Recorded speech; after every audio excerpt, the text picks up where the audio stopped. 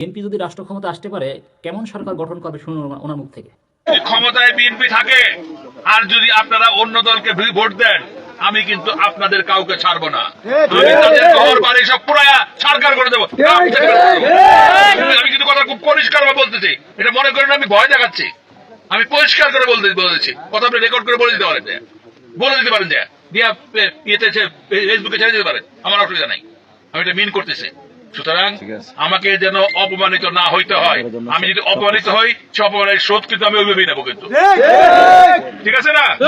আপনাকে আমার অপমানিত হয়ে দেবেন, তাহলে সবাই কিন্তু 12ই ফেব্রুয়ারি তারিখে ট্রাক মার্কায় ভোট দিয়া জয়যুক্ত করবেন।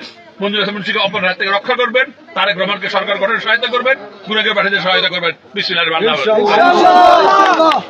উনি হয়তো ভুলে গেছেন 24 সালের ছাত্র জনতার গণ অভ্যুত্থান, স্বৈরাচার শেখ হাসিনাকেও তারা বাংলাদেশ থেকে সরিয়ে দিয়েছে। আর উনি বলতেছে ওনার এই ভিডিওটা, ওনার এই কথাগুলো ফেসবুকে ইউটিউবে ছেড়ে দিতে, যাতে সবাই দেখে হুমকি নয়, উনি বলতেছেন এটা সত্যি বলতেছেন, ওনার কথাগুলো যেন সবাই জানতে পারে। আপনারা সবাই ভিডিওটা শেয়ার করে দেন যাতে সবাই জানতে পারে, দেখতে পারে এবং ওনাকে একটু ভালো করে চিনে রাখতে পারে। ওনার পরিচয় আপনারা সবাই জানেন। অবশ্যই কমেন্টে আপনার মূল্যবান মতামত রেখে ভিডিওটা শেয়ার করে দেবেন।